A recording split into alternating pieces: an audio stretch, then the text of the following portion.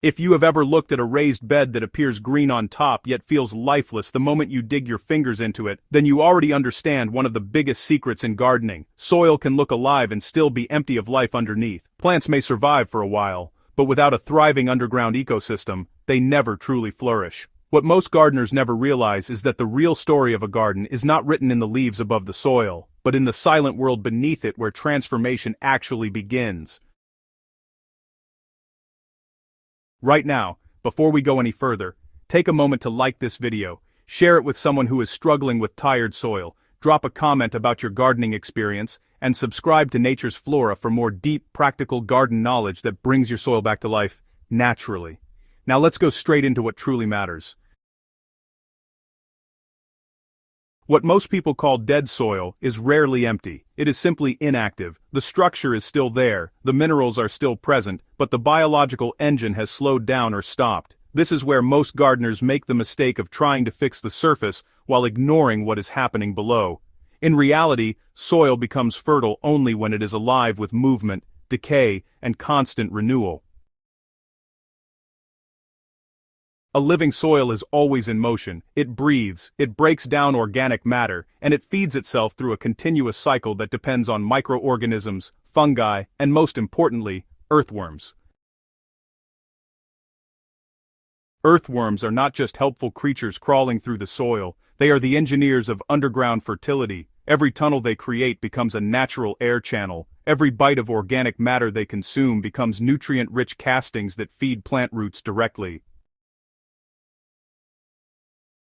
When earthworms are present, soil becomes loose without being disturbed, water drains properly without washing nutrients away, roots expand freely without resistance. In many ways, earthworms do the job of tilling, fertilizing, and conditioning all at once, without ever harming the structure of the soil.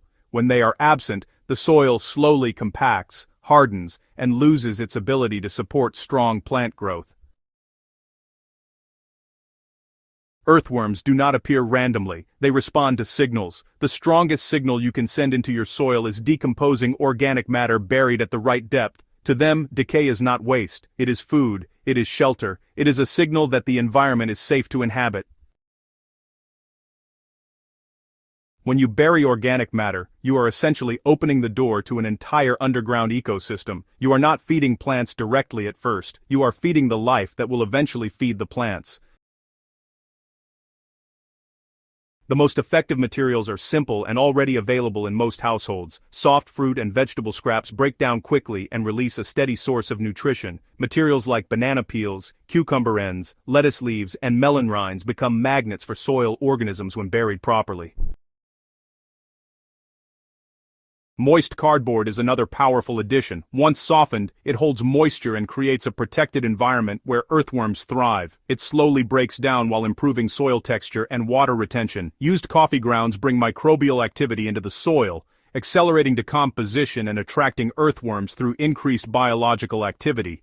Leaf matter that has begun to break down, often called leaf mold, provides a slow-release food source that sustains soil life over time. The key is not just what you use, but how naturally it breaks down once buried. To activate your raised bed, dig a trench about 6 to 8 inches deep in one section of the soil. Place your chopped organic materials inside and cover them completely with the soil you removed. This simple trench method creates a hidden decomposition zone that earthworms can easily locate. Over time, rotate these trenches across different sections of the bed. This ensures that the entire soil system gradually becomes enriched without ever needing to be fully disturbed. Avoid overloading any single spot. The goal is steady, natural breakdown, not sudden rotting that creates imbalance. Nothing in soil biology works without moisture. Earthworms breathe through their skin and, well, without consistent dampness, they just can't survive. After burying organic matter, always water the area thoroughly so the decomposition zone becomes active right away. Covering the surface with mulch is equally important. Mulch locks in moisture, stabilizes temperature, and protects the underground activity from drying out or overheating. Together, moisture and mulch create the perfect environment for soil regeneration. As the system activates, changes begin quietly. The soil becomes softer and easier to dig. You may notice small tunnels forming beneath the surface. Plants start to show deeper green tones and stronger growth. Over time, earthworm castings may appear, signaling that the underground ecosystem is fully active again. These aren't dramatic changes at first, but they're consistent and, honestly, kind of irreversible once established.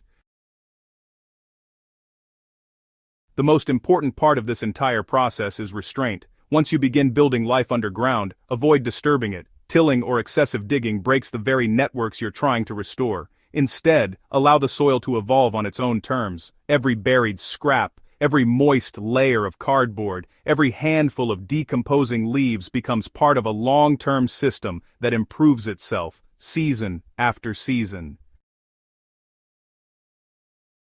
In the end, the goal isn't to force fertility into the soil, but to invite it back. If this guide helped you understand how to bring your raised beds back to life, make sure you subscribe to Nature's Flora, share this with fellow gardeners, and continue exploring ways to build soil that works with nature instead of against it.